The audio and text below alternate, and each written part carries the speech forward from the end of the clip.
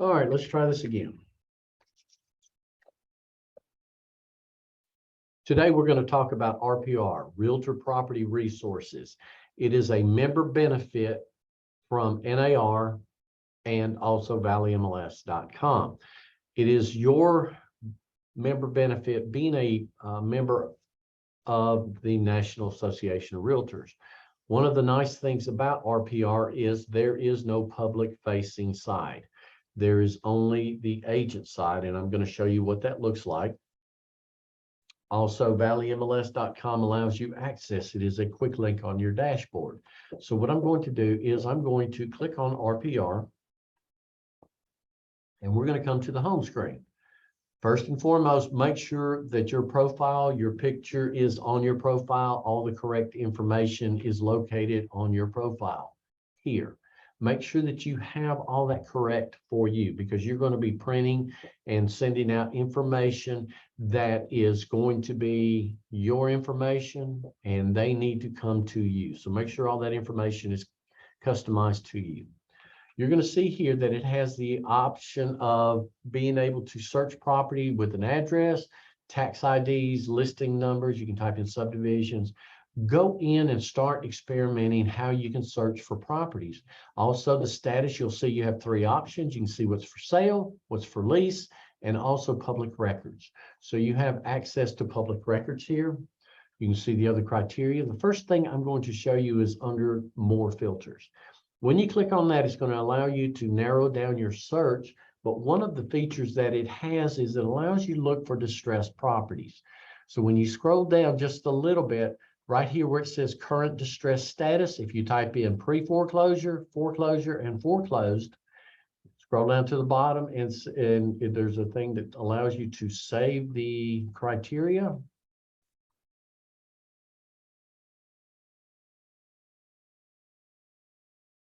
When you click on the save, it will allow you, when you check that, it's going to allow you to save that criteria. When you save it and type in that information, it's going to pull up all the properties that have a pre-foreclosure in that area. So again, utilize that for your benefit. You're able to search for properties that may be in pre-foreclosure or foreclosure, but it gives you something else to be able to prospect. We are going to look in for just different properties. And what I'm going to do is I'm going to search for a certain property that we have already looked at right here. Type it in. It's going to pull up the information. You see a street view. You're able to look and see what it looks like. Scroll through. It's going to give you an AVM, which is an automated valuation model. It gives you an RVM, which is the refined value. You adjust this and you can edit that accordingly. And I'm going to show you how that will change. You're also able to look and update some basic information, bedrooms, baths, square footage, so forth and so on. You'll be able to adjust property facts, the bedrooms, the baths. But what I'm going to do is I'm going to show you how you can use RPR to do a CMA. Now, you know that you can do a CMA in Paragon. And if you watched the CMA video, you heard me say that you can create 3 CMAs that look different and say the same thing using the same comps. And the way that I'm going to show you is how to use those comps. So I'm going to work under the assumption that you have done a CMA in Paragon for this, and you're going to create an RPR CMA to go hand in hand with your Paragon. So when you click on the CMA button, it's going to pull up the option to do either a comparative analysis or a sales comparative analysis. Click on this eye and it will explain to you the difference. We're going to, just for time purposes, go through the comparative analysis, but experiment with these things. Find out which is best for you. You'll notice here that it will walk you through each steps. There's going to be 5 set steps to creating this CMA. So you look, first step is confirm the house facts. You click on that, and this is where you will confirm, add if there's anything that needs to be added, correct anything that needs to be corrected.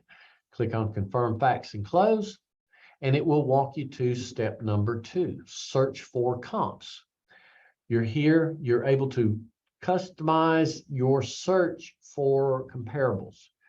What I want you to do is to choose comps. When you click on this, you have 2 ways of searching for comps.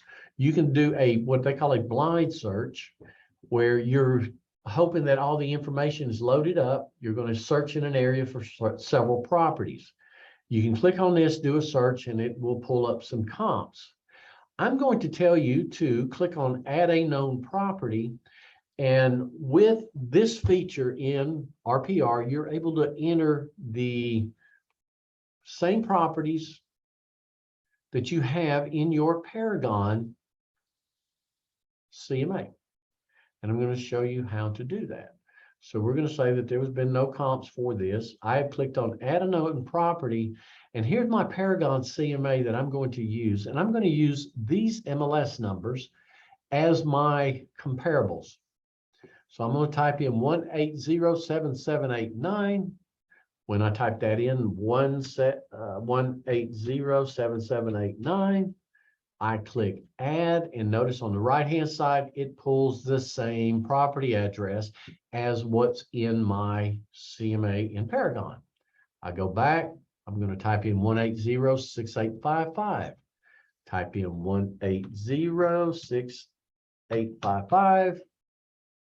Click add, and it's going to say this is the second property. I'm going to go on and do that for every one of these properties, 1808775.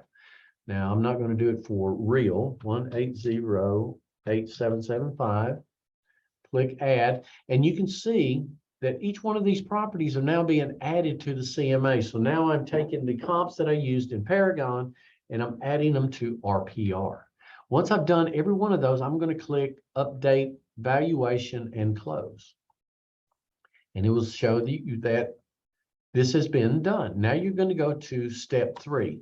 You're able to adjust comps, adjust the values. As I said before, be very careful, because you can overcompensate or undercompensate. You have a couple of ways you can adjust. How does this compare to the subject property?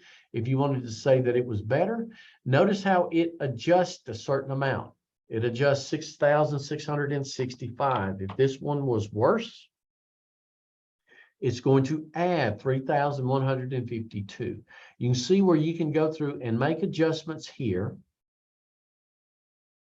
Very limited in what you can do, but the fact is you can still make some adjustments. And you're going to notice that all the adjustments are here. If I wanted to update the adjustments, I would. And it's going to allow you to adjust the comps. The next thing I'm going to do is click on the recommended price. Now notice here, and this is from a previous class, that's going to be blank. In my Paragon, I had the price of this particular property to be $599.9.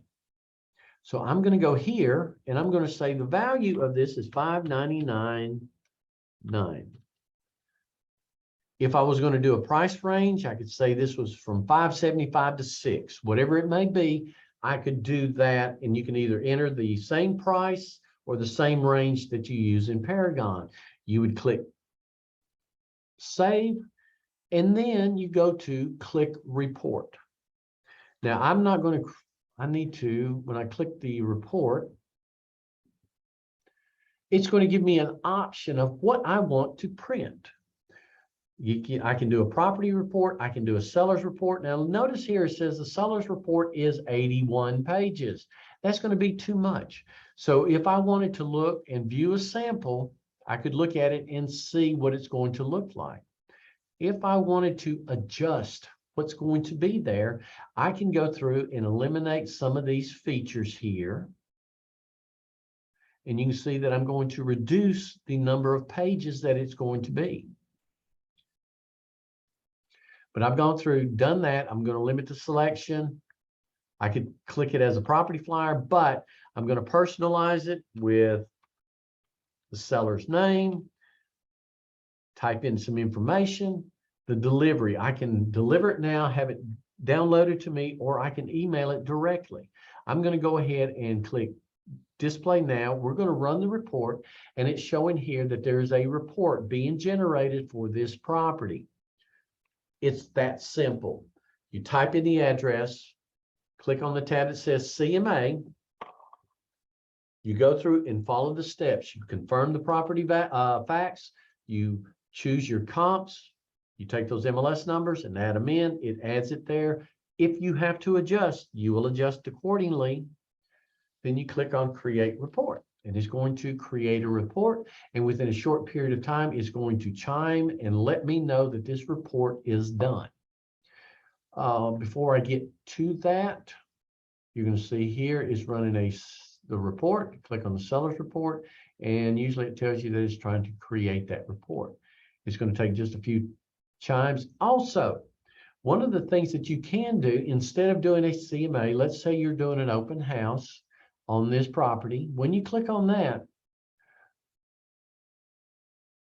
go to reports. Remember, you've got the property address pulled up. When you go to reports, you can create any one of these reports. If you wanted to create a mini property report directly from your search, you click here, and it's going to pull up what this mini property report is going to look like. And it gives you a sample of what it looks like. You can scroll through here and see what it looks like.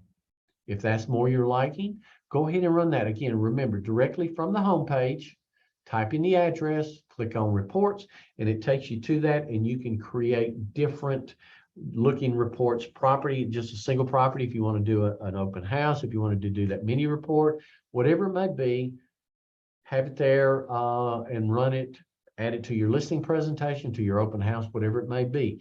It adds something different, giving a different appearance on the same information that's in there.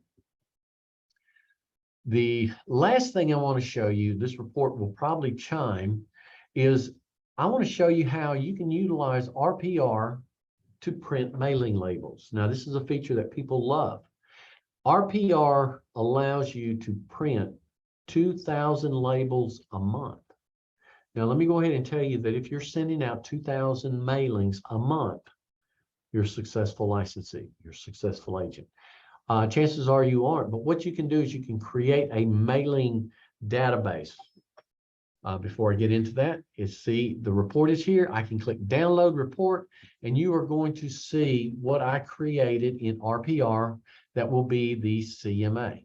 Customize property values, so forth and so on.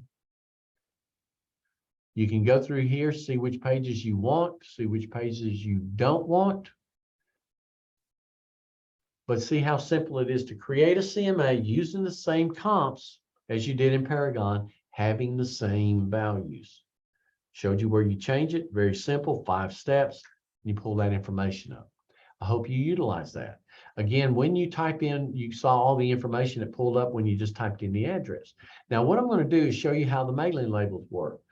Let's say you're going to farm a subdivision. You want to get the addresses and names of people in a certain subdivision. I'm going to use Lily Flag Acres in Madison County. When I pull that up, you see that there is 700, there's 500 properties here, there's 777 in there. But if I click select, it's going to allow me to select these labels. When I click on mailing labels, all results, if I export it, it's going to pull it up on how I want to print it, how I want to sign it. It will allow me to customize with the owner's name and or current resident or current resident. Let's say you're sending these in a rental subdivision. You can put current resident because you're going to have out of state or absentee owners. If you're prospecting in that area for absentee owners, you can type this in, and it's going to mail to them a letter saying, hey, right now, if you're interested in selling, this would be a good time to do it, yada, yada, yada, blah, blah, blah.